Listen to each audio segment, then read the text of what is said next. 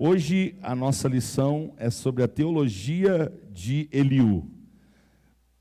É uma pergunta nosso título. O sofrimento é uma correção divina? Todo sofrimento é uma correção divina? Nós vamos aprender sobre isso. O nosso texto áureo é o versículo 15 do capítulo 36 do livro de Jó. O aflito livra da sua aflição, ao aflito livra da sua aflição, e na opressão se revela aos seus ouvidos. A nossa verdade prática é muito importante. O sofrimento não deve ser visto apenas sobre o aspecto punitivo. Quem viu isso na vida de Jó?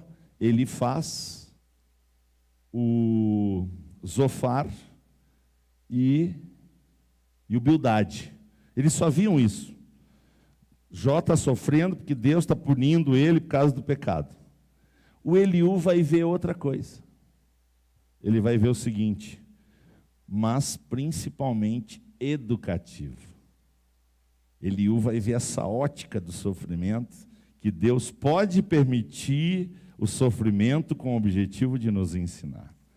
O nosso texto, a leitura bíblica em classe, é o começo do Jó 32, Jó 33 e Jó 36. São os primeiros versículos desses capítulos. Diz a palavra do Senhor: então aqueles 3 homens cessaram de responder a Jó, porque era justo aos seus próprios olhos. E acendeu-se, ao detalhe, acendeu-se o que de Eliú? Filho de Baraquel, o buzita da família de Rão. Contra Jó se acendeu a sua ira, porque se justificava a si mesmo mais do que a Deus. Também a sua ira se acendeu contra os seus 3 amigos. Perceba que ele está falando debaixo da... Quando a gente está falando debaixo da ira, pode vir coisa ruim. Porque não achando o que responder, todavia condenavam a Jó. Eliú, porém, esperou para falar a Jó, porquanto tinham mais idade do que ele. Assim, na verdade, ó Jó, ouve as minhas razões e dá ouvidos a todas as minhas palavras. Eis que já abri a minha boca, já falou a minha língua debaixo do meu paladar. As minhas razões sairão da sinceridade do meu coração e a pura ciência dos meus lábios. Humilde ele, né? Humilde o Eliú, né? Não. Era Gabola. Depois eu vou mostrar o que ele é. O Espírito de Deus me fez, a inspiração do Todo-Poderoso me deu vida. A expressão Todo-Poderoso aparece na fala de Eliú 31 vezes. Respondeu mais Eliú e disse: ouvi, vós sábios, as minhas razões, e vós instruídos, inclinai os seus ouvidos para mim, porque o ouvido prova as palavras como o paladar prova a comida. O que é direito escolhemos para nós e conhecemos entre nós o que é bom. Porque Jó disse: sou justo e Deus tirou o meu direito. Apesar do meu direito, sou considerado mentiroso. A minha ferida é incurável, embora eu esteja sem transgressão. Prosseguiu ainda Eliú e disse: espera-me um pouco e mostrar-te-ei que ainda há razões a favor de Deus. Desde longe repetirei a minha opinião e ao meu Criador atribuirei a justiça. Porque, na verdade, as minhas palavras não serão falsas. Contigo está um que é sincero na sua opinião. Ó o sincerão. Eis que Deus é muito grande, contudo a ninguém despreza. Grande é em força de coração. Glória a Deus. Amém. Sentados, por favor, vamos à nossa aula. Hoje com um pouquinho menos de tempo, 40, máximo 45 minutos, para a gente estudar a fala de Eliú. Como a gente leu no capítulo 32, verso 2, Eliú que significa Ele é meu Deus, era Buzita, filho de Baraquel, mas o texto também revela que ele era um homem irado, um homem extremamente indignado. E ele então vai se tornar o pior dos amigos de Jó. Muito devido à sua arrogância.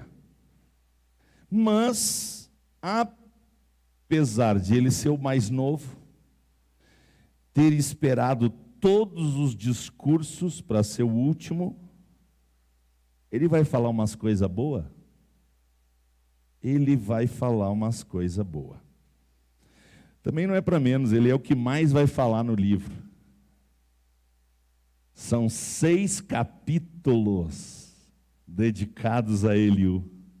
É muita coisa. É mais do que Deus fala no livro. O Eliú é falador. Falava mesmo.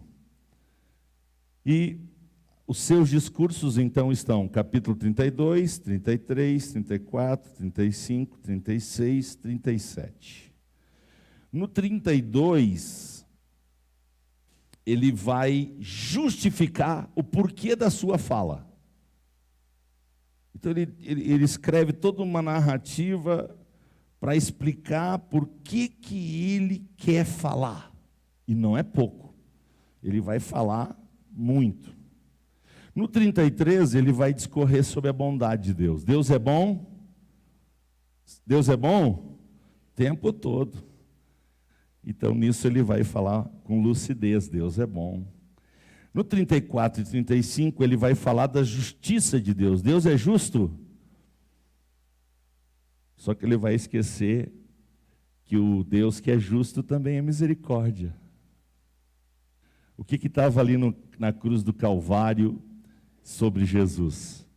A justiça, a misericórdia, a graça, o amor, a bondade. A justiça estava presente, mas não era só justiça. Eliú dá tanta ênfase na justiça que parece que Deus é só justo. E Deus é justo, mas não é só justo. E para encerrar o 36 e o 37, ele vai, de uma maneira bem legal, ele vai apresentar a majestade e a grandeza de Deus.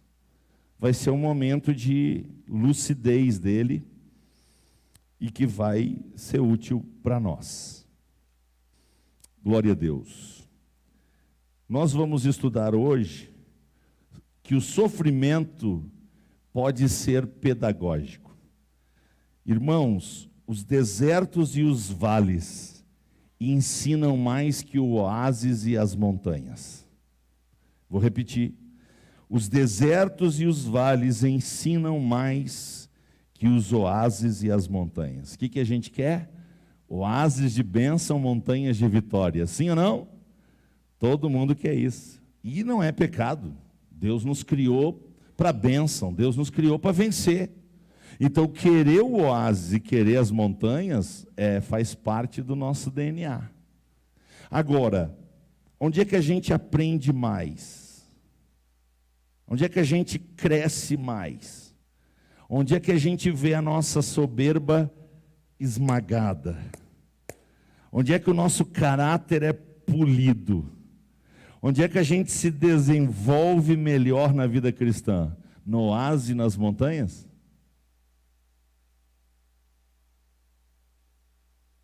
Não. É nos desertos. Nos vales é que acontece isso com a nossa vida. Então, vamos dar graças a Deus pelos desertos? Isso, louve o Senhor pelos vales. Não é fácil. Não é fácil. Jó está experimentando isso. De uma maneira crônica, de uma maneira radical, de uma maneira exponencial, de uma maneira severa. Ele está experimentando o deserto e o vale. Ele está literalmente no vale da sombra e da morte, cheio de dor, cheio de pus, cheio de febre, e não tinha xilocaína, não tinha azitromicina, não tinha antibiótico, não tinha lá um Buscopan na veia. Era no seco, no duro. Além disso, além das dores físicas, emocional, saudade dos filhos, saudade das suas pequenas 3 filhas, dos seus meninos. Podiam ser grande quanto fosse, para os pais sempre é pequeno, sempre é menino, sempre é meu bebê. Quantos anos tem teu bebê, pastor? 27. Pai é assim, irmãos. Nós somos assim, mães. E Jó está com essa angústia, meus filhos, meus filhos, meus filhos. Não pude fazer nada pelos meus filhos. E de mais rico da terra de Uz ao mais endividado da terra. Nem é o mais pobre, é o mais endividado. Imagine o turbilhão. E semana passada eu falei que isso não era o pior. O que era o pior? Silêncio de Deus. Eliú vai falar sobre isso. Vai falar sobre isso, a gente vai ver daqui um pouquinho. Eliú não sabe o que está acontecendo. Jó não sabe o que está acontecendo. Bildade não sabe o que está acontecendo. O Zofar não sabe o que está acontecendo. Esqueço sempre o nome dos 4. Sempre falta um. Quem que eu esqueci? Bildade? Não, falei Bildade. Zofar, não falei o Zofar. Aleluia. Agora, nós sabemos de tudo. Por que nós sabemos de tudo? Porque já aconteceu e está registrado na palavra. Mas eles não sabem de nada. Eles não sabem de nada. Eles estão diante dos fatos, diante da realidade cruel, tentam ajudar Jó, mas falta-lhes o conhecimento. Então o Eliú, ele entende que os seus 3 amigos mais velhos falharam na exposição de suas ideias a Jó. E ele então vai revelar falha, porque ele vai se equivocar no seu conceito de Deus. Irmãos, como é importante a gente ter um conceito correto de Deus. Onde é que a gente encontra o conceito correto de Deus? Nela, a Bíblia. Você quer conhecer a Deus? Não tem jeito melhor. É a Bíblia que nós temos hoje. Naqueles dias eles não tinham imprensa, não tinham... Esses dias eu estava olhando os títulos das Bíblias de estudo. Caramba, a cada mês ou a cada semana tem uma Bíblia nova de estudo. Eles não tinham isso naqueles dias. E contribuía para a falta de conhecimento deles. Vamos para o ponto 1, que o nosso horário vai, né? Não para. O ponto 1 vai falar do sofrimento como uma forma de revelar a Deus. Dos focos de Eliú é tentar explicar para Jó por que Deus estava em silêncio. Essa é uma das tônicas do discurso de Eliú. Tentar explicar para Jó por que Deus estava em silêncio. E no subponto 2, está escrito assim: o orgulho do homem priva-o de ouvir Deus. E ele estava falando isso para Jó. Só que ele estava olhando para o cisco do olho do Jó e não estava vendo uma trave no dele. Porque arrogante é ele. Uma pena que hoje a aula é mais curta, então não dá para a gente ficar fazendo análise do texto. Mas vários textos da Bíblia deixam claro que ele era arrogante, que ele era soberbo, que ele era altivo. Dá para fazer uma mensagem só sobre isto. Pegar os versículos da Bíblia e mostrar a altivez. Então ele acusa Jó de arrogância, de soberba. Ele tenta provar, Jó, você não ouve Deus porque você está firmado nas tuas ideias e você está arrogante. E na verdade, o arrogante ali não é Jó. O arrogante é Eliú. Então, de acordo com Eliú, o problema não é o silêncio do Altíssimo, mas o orgulho humano que não permite escutá-lo. E o orgulho começava pelo coração dele. Ele era orgulhoso. Na visão de Eliú, a revelação de Deus tem o propósito de livrar o homem da soberba que o conduzirá à morte. Bom, Deus sempre vai lutar contra a soberba na nossa vida. Por quê? Eu já disse e repito, quando Deus vê um soberbo, ele lembra de quem? Quando Deus vê uma pessoa soberba, ele lembra do diabo. Porque o diabo é o pai da soberba, e eu não sei se a soberba não é o pai dos pecados. Porque aquele anjo tinha tudo. Hierarquicamente ele era um querubim ungido, ele era líder. Ele tinha aparência, tinha formosura, esplendor, anjos ao seu dispor. Ele tinha privilégios no céu. Mas ele se contentou com aquilo? Não.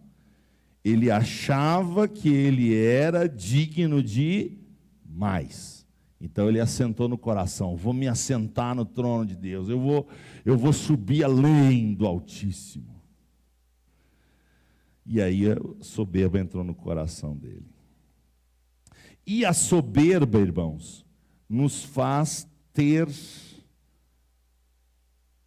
um problema. Entre outros, a soberba nos faz ter um problema.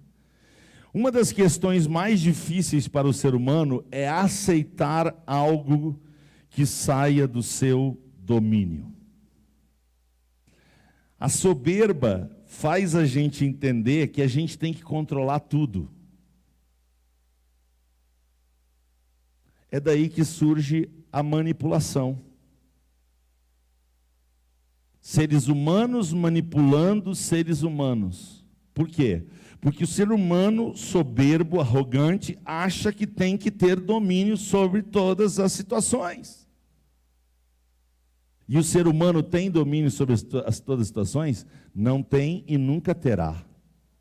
Nem quando nós formos semelhantes ao Altíssimo no céu, nós teremos o domínio sobre todas as coisas, porque nós nunca seremos Deus e nem deuses. Nós sempre seremos criaturas de Deus transformadas em filhos de Deus.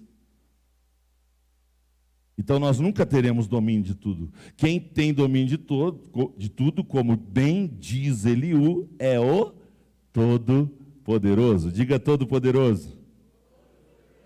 Aleluia.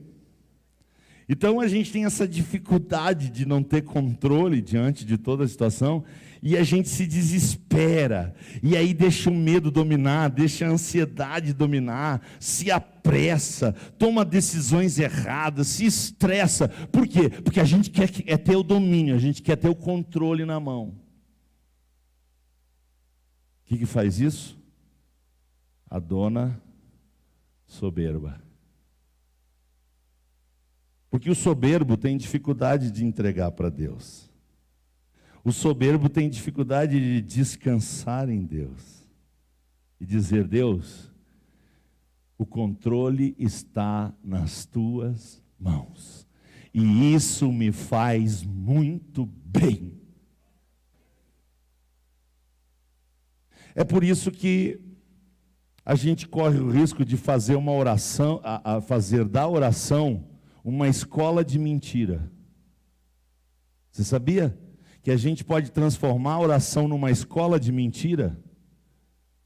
Porque a gente vai orar e diz: Deus, tu tens o controle nas mãos. Deus, tu és onipotente. Deus, tu é todo-poderoso. Deus, eu entrego nas tuas mãos. Ok? Aí levanta da oração: eu estou com medo. Ai, eu preciso. Ué, que isso? São duas pessoas numa só? Cadê o cara que estava orando agorinha ali, dizendo que Deus tem controle de tudo, Ele governa, Ele manda, Ele é o Senhor, e eu entrego tudo nas suas mãos? Cadê? Aí ora de um jeito e na prática, eu preciso, eu estou com medo, eu tenho que fazer, eu tenho que... É oração ou é escola de mentira? É oração ou é escola de hipocrisia? Então vocês sabem que eu tenho dificuldade com religiosidade. E por que eu tenho dificuldade com religiosidade? Eu tenho dificuldade com a palavra religião. Mas quando eu uso a palavra religião, e ela está na Bíblia, eu lembro que a nossa religião é a religião do fardo leve.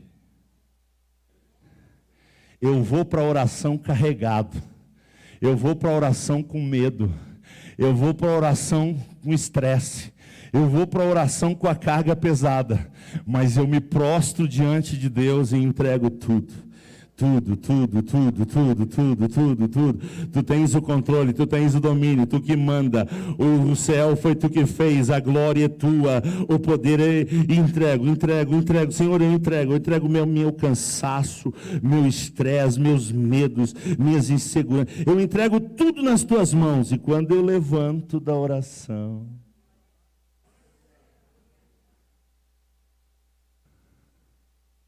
como é que está, pastor? Tudo bem. Mas Jesus não está dormindo? Tá. Mas está no barco.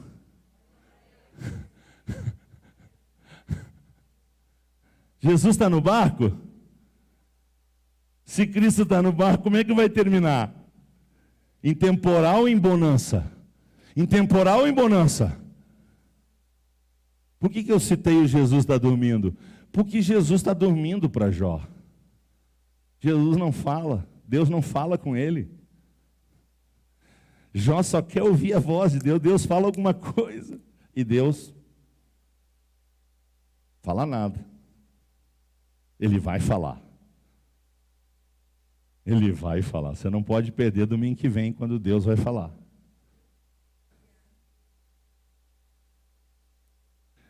Então, meus irmãos, nós temos que nos livrar da arrogância, da soberba, dessa necessidade de achar que a gente tem que dominar todas as coisas. E tem que viver humildemente diante de Deus e entender que tem coisas que a gente não tem controle e graças a Deus por isso. Porque quando eu entendo isso, eu vou entender Romanos 8:28. Todas as coisas cooperam para o bem daqueles que te amam. Ei, se eu entendo isso, eu entendo que todas as coisas cooperam para o meu bem. Amém? Aleluia. E aí então, Eliú vai tentar ficar explicando o jeito que Deus fala. E aí ele vai falar de sonho, ele vai falar de anjo, ele vai falar da natureza, e ele vai ficar dizendo para Jó que conhecia Deus, conhecia a voz de Deus, tinha comunhão com Deus. Ele vai ficar ensinando o padre a rezar a missa. Quando é que a gente tenta ensinar o padre a rezar a missa, irmãos? Quando a gente é soberbo. A nossa arrogância pode chegar a um ponto tão elevado que a gente queira ensinar Deus. a gente tente dizer como é que Deus tem que fazer.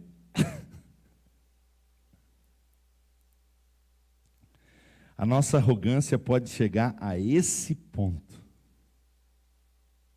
da gente querer mandar em Deus. O livro já passou, a história já passou, a gente já conhece. Hoje Deus fala por anjo.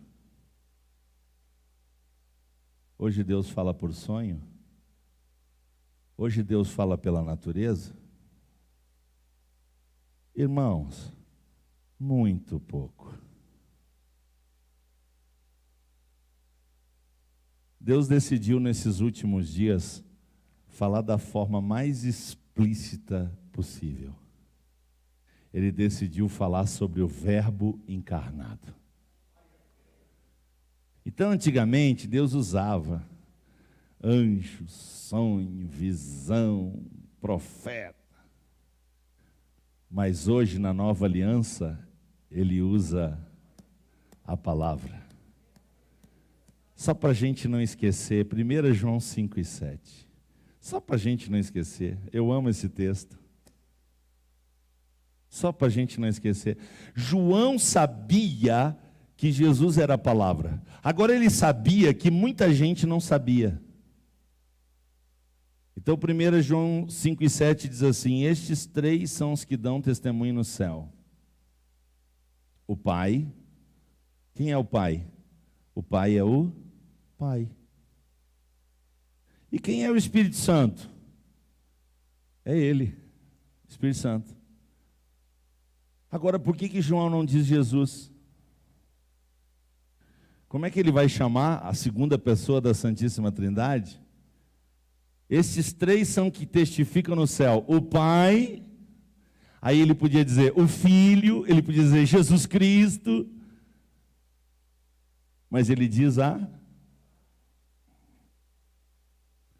Ele sabia que Jesus era o Verbo, ele sabia que Jesus era a palavra, ele sabia que quem conhece a Jesus conhece a palavra, ele sabia tudo isso, porque os olhos dele viram a palavra. Ele podia dar testemunho da palavra, porque ele colocou a cabeça dele no peito da palavra. Mas por causa de nós, ele disse que Jesus é a palavra. Qual é a melhor maneira de Jesus falar hoje?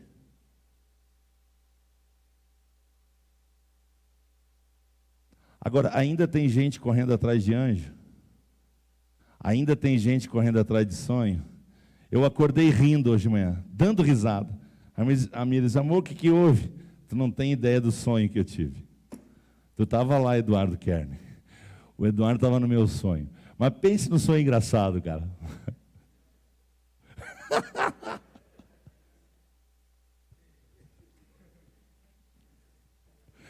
O gurizada não popa, né? Quem está em casa vai ficar. E eu não vou explicar o que aconteceu aqui. Aí a Miriam disse assim, amor, tu quer que eu tente interpretar o teu sonho? Aí eu dei mais risada ainda, né? Ai, Jesus. Então ainda tem gente que insiste que Deus tem que falar por sonho, tem que falar por revelação, tem que falar por profeta, tem que falar por anjo, tem que falar de uma...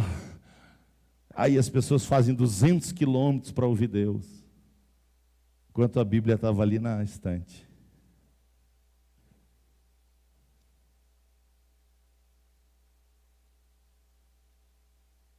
Vamos para o ponto 2, são 10:05 já.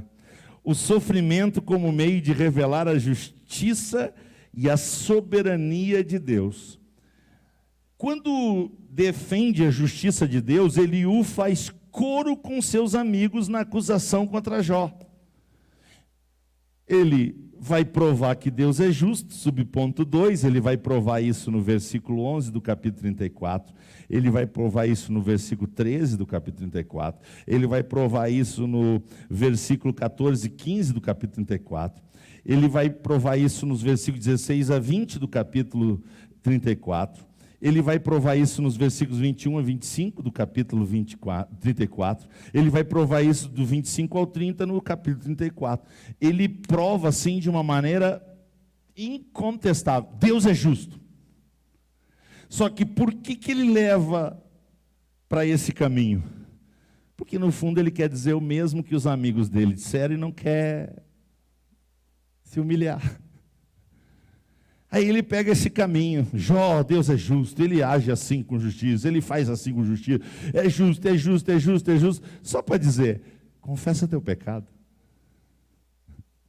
Você está sofrendo que você pecou e a justiça de Deus, ó, está te espancando, rapaz.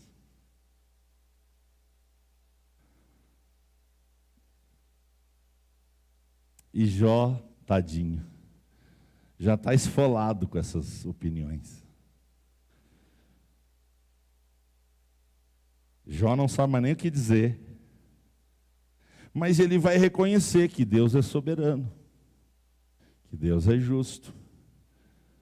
Só ele não vai entender por que sem um pecado grave, um pecado que tivesse latente na sua consciência, ele estava passando por tudo aquilo ao mesmo tempo.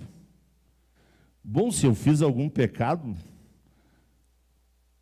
para trazer tamanha consequência, está desproporcional. Se foi pecado, se você entrar nessa noia, Deus não é justo.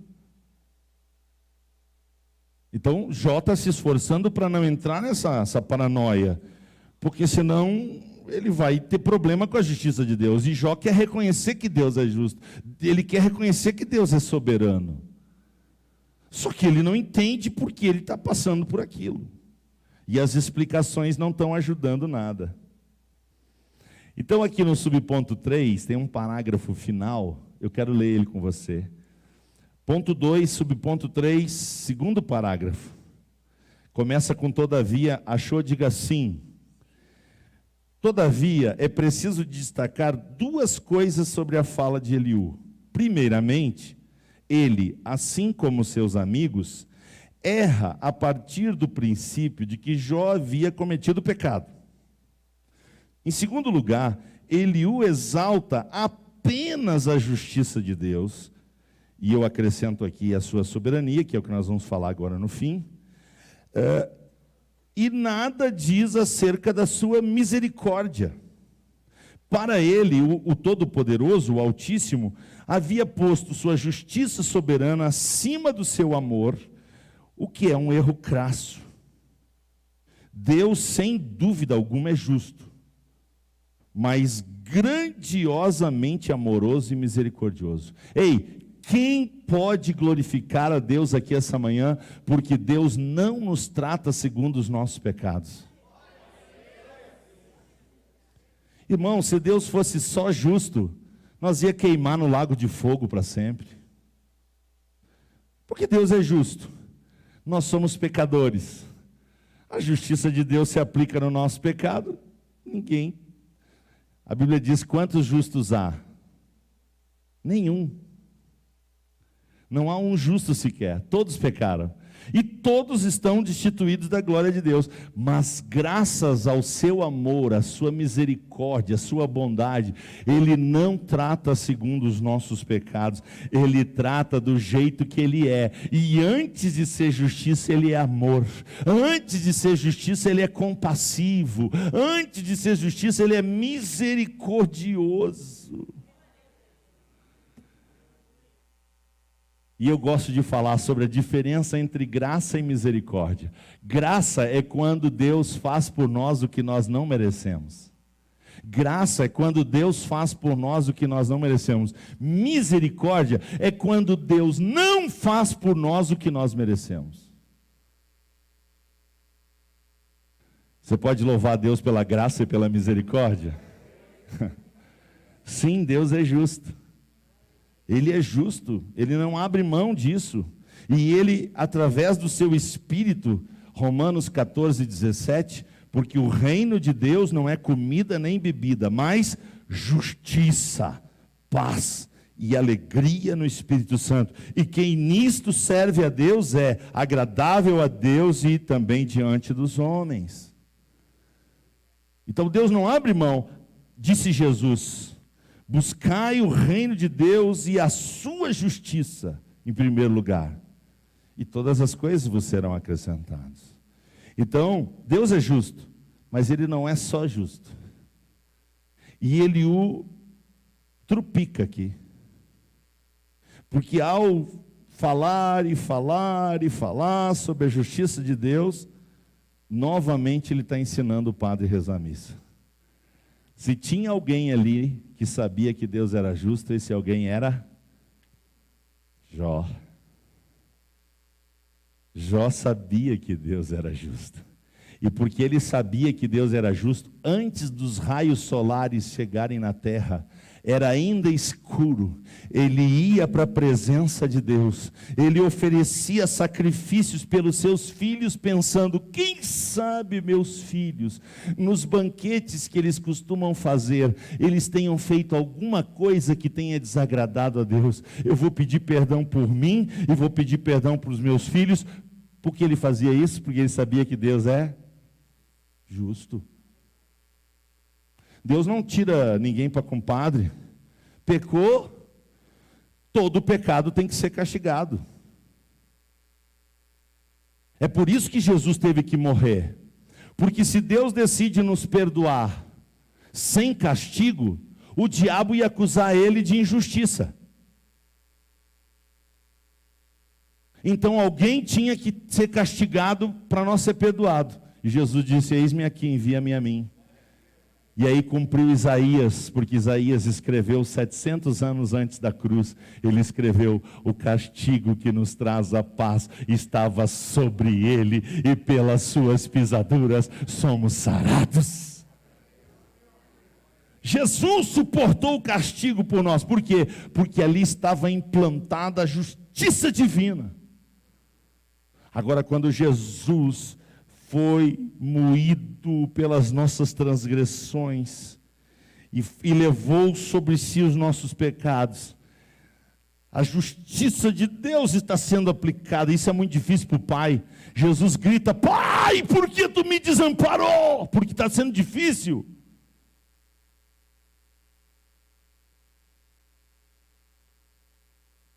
Mas misturado com aquela justiça, no liquidificador divino e espiritual, está uma dose de amor, uma dose de misericórdia, uma dose de graça, uma dose de bondade, uma dose de compaixão. Está tudo ali. Vem sobre a nossa vida. E nós estamos salvos. Somos salvos, somos filhos, agora podemos chamar Ele de Pai, agora podemos ter a esperança do céu, agora podemos descansar no Senhor, entregar tudo para Ele e carregar a nossa cruz com alegria na jornada. Dá para falar mais nada? Vamos para o ponto 3. O sofrimento como um instrumento pedagógico de Deus. Deus é mestre? Jesus que o diga. Alguém chegou para ele e disse: bom mestre. Ele disse: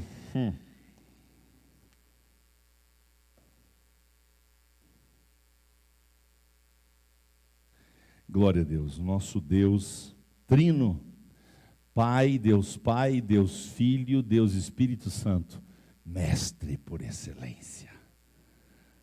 Ama o ensino, é a fonte de ensino, é a fonte de sabedoria, a fonte de revelação. E tudo que eles queriam que nós soubesse, eles colocaram aqui, ó. Eu fico impressionado porque tem gente que quer saber o que não está aqui. Eu não sei você, mas eu tenho uma dificuldade para saber tudo que tem aqui. Esses dias na semana, no nosso devocional no expediente, eu li um negócio e eu disse: o quê? Isso aqui está na Bíblia. Caramba, eu já passei por aqui. E de repente, pô, salta aos olhos. E eu digo, Deus, uma coisa eu sei, é que nada sei. E quanto mais eu sei, mais eu descubro que nada sei.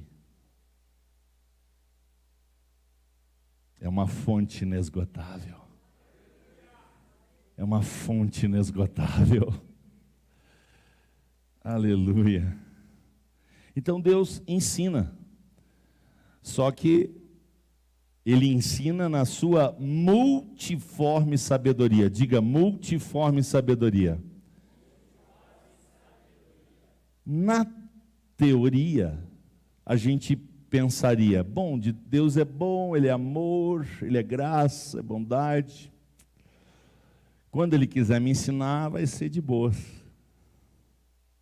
Teoria. Na prática. Você quer saber como que o homem Jesus aprendeu? Você quer? Hebreus 5:8.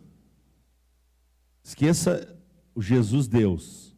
Eu quero falar do Jesus homem. O Jesus homem teve que aprender. Lá em Lucas 2:52 diz que ele teve que crescer em graça, sabedoria, diante de Deus, diante dos homens. Ele teve que ir para a escola, ele teve que fazer prova na sinagoga. Tudo normal. Hebreus 5:8, ainda que era filho, aprendeu obediência pelo quê? Pelo quê? Ei, o pai ensinou o filho, Jesus. No sofrimento, nós ia escapar? Se você acha que nós temos que escapar do sofrimento, então a soberba te manda. Porque se o pai não poupou o próprio filho, Ele ia poupar nós pecadores? Só que a diferença é que papai não permite nós sofrer para o nosso mal. Ele não é um pai ruim, ele é um pai bondoso. E a gente não canta, né? 314 da harpa. Um pai bondoso tenho lá no céu. Ficou a dica?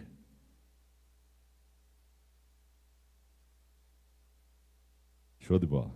Muito bem, Deus é bom, só que Ele permite o sofrimento na nossa vida, porque Ele quer que a gente cresça, se desenvolva, Ele quer que a gente amadureça.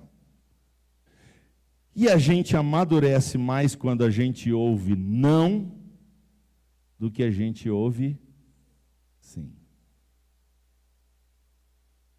Então, o Papai do Céu tem horas que Ele diz, o que a gente faz? Beiço para fora, emburra, vai para os cantos, chora, mas depois descobre que Papai do Céu estava certo, que era melhor ou não. Isso acontece. Aleluia. Então, Deus permite que a gente passe por sofrimento. 2 Timóteo 3,12. Faz tempo que a gente não lê esse versículo, hein? 2 Timóteo 3,12. E também todos os que mais ou menos quiserem servir a Cristo, é isso não? E todos aqueles que meia boca quiserem viver em Cristo Jesus, é isso? Não? Todo aquele que quiser viver, levar Deus a sério. Vai sofrer ou não vai? Vai sofrer ou não vai?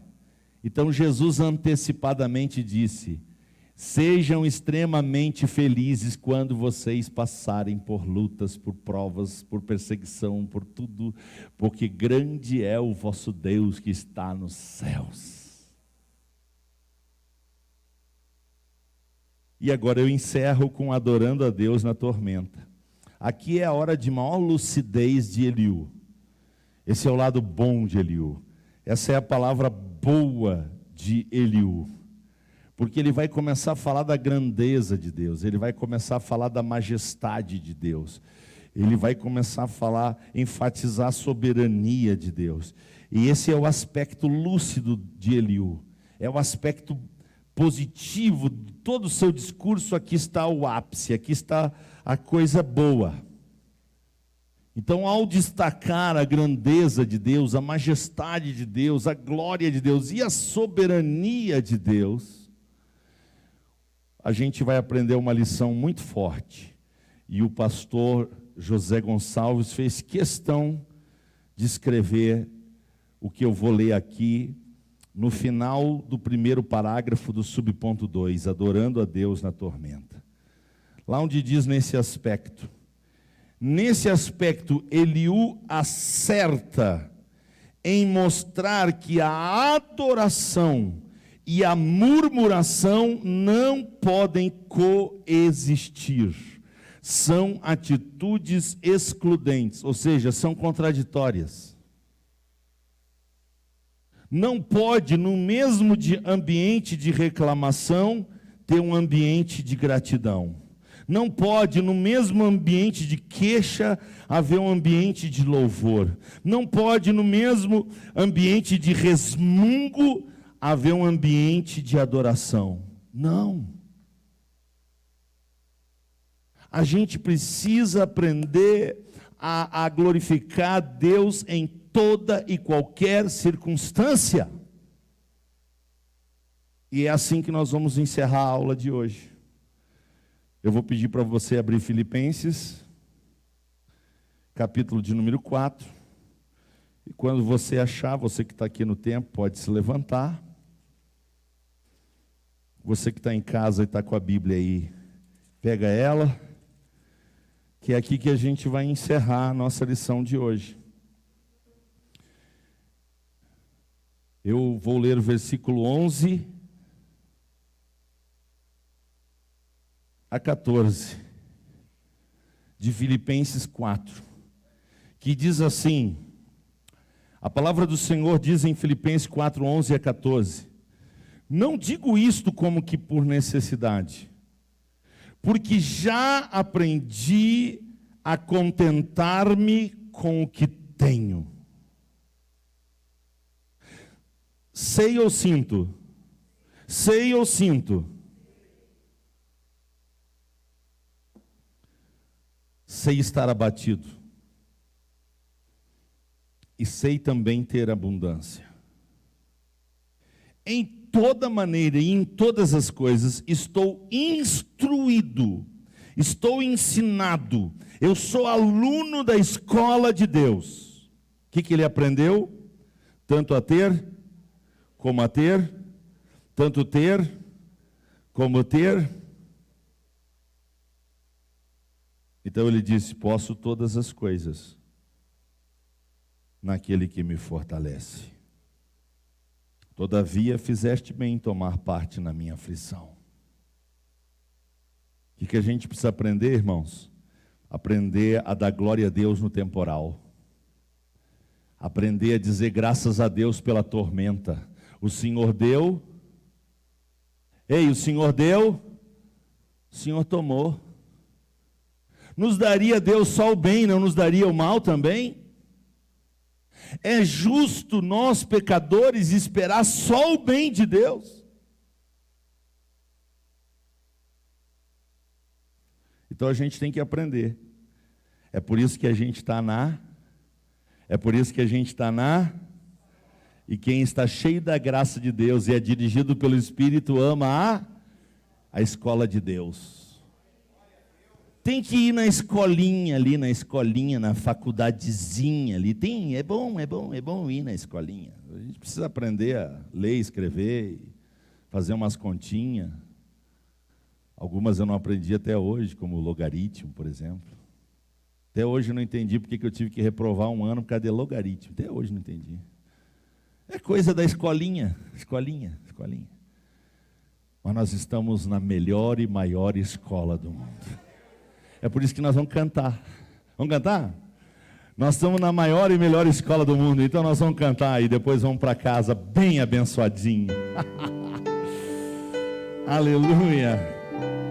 Eu te amo, Jesus. Ei, pega a Bíblia aí, leva ela a teu peito. Hoje é dia da Bíblia. Diz para o Senhor que você ama a palavra dele. Jó Como pode ainda adorar se não tem motivos pra cantar? Abandona esse Deus e morre. Mas não adoro pelo que Ele faz, nem menos por bens materiais. Eu adoro pelo que Ele é. Eu sou dele, tudo é dele. Jó, você não tem motivos, perdeu os seus bens, seus filhos, seus amigos. O que você vai fazer? Eu vou adorar, simplesmente adorar. Eu vou adorar.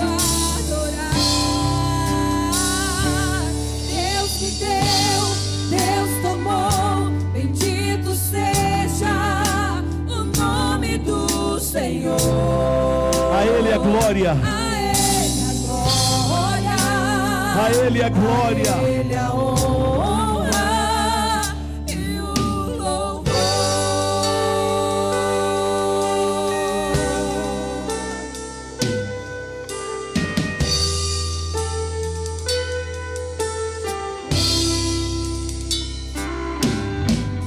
Jó, como pode ainda adorar se não tem motivos pra cantar?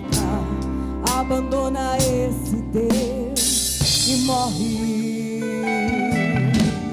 Mas não adoro pelo que Ele faz, nem menos por bens materiais. Eu adoro pelo que Ele é. Eu sou dele, tudo é dele. Tudo é dele. Jó, você não tem motivos, perdeu os seus bens, seus filhos, seus amigos. O que você vai fazer? Eu vou adorar, simplesmente adorar. Eu vou adorar. Deus me deu, Deus tomou. Bendito seja o nome do Senhor. A Ele a glória, a Ele a honra e o louvor. A Ele a glória. Você está sofrendo? Pode dar glória? A Ele a glória. Você está passando pelo vale? Dá glória. A Ele a glória. Está doendo? Glorifica no temporal. A Ele a glória. A Ele a glória. A Ele a glória. A Ele a glória.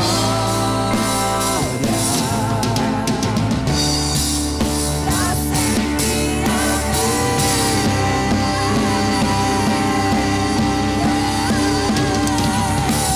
Deus me deu, Deus tomou.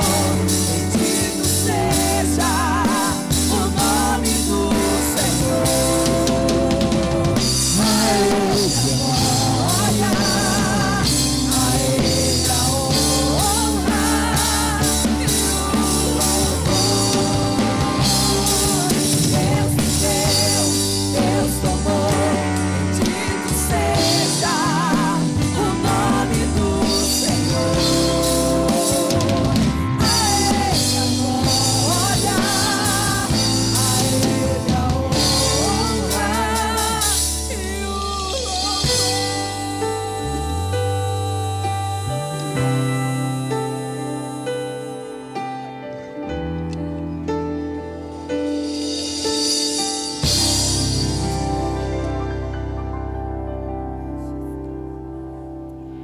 Pai, o que te dizer?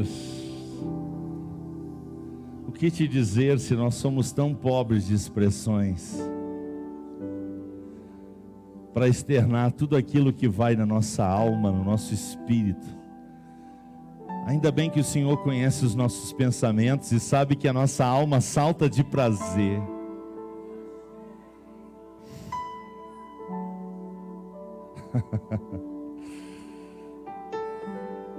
Então, na nossa pobreza de expressões, Pai, gratidão, gratidão, gratidão.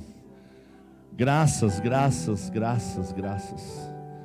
Por tudo, por cada momento, principalmente pelas dores, tribulações, desertos, vales. Porque só quem esteve no vale pode declarar na veia: ainda que eu ande pelo vale da sombra e da morte, não temerei mal algum, porque o Senhor está comigo. Quem nunca foi ao vale, Senhor, nunca poderá entender o que é o Senhor, é o meu pastor, nada me faltará.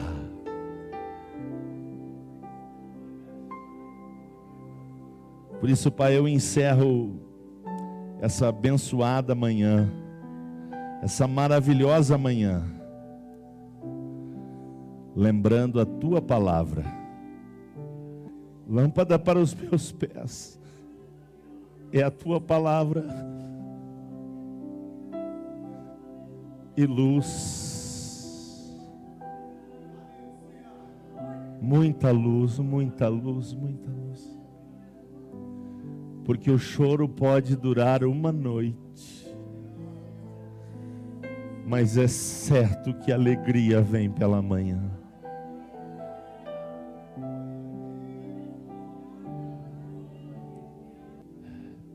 Às 19 horas nós vamos estar juntos, permitindo Deus, para um grande culto missionário. Envie sua oferta missionária, traga a sua oferta missionária. Venha orar pelos missionários. 18 horas o templo já vai estar aberto. Vamos nos colocar na brecha, vamos segurar a corda pelos nossos missionários. Vamos orar pelos missionários, cantar a obra missionária, ofertar por missões. Grande culto, não percamos.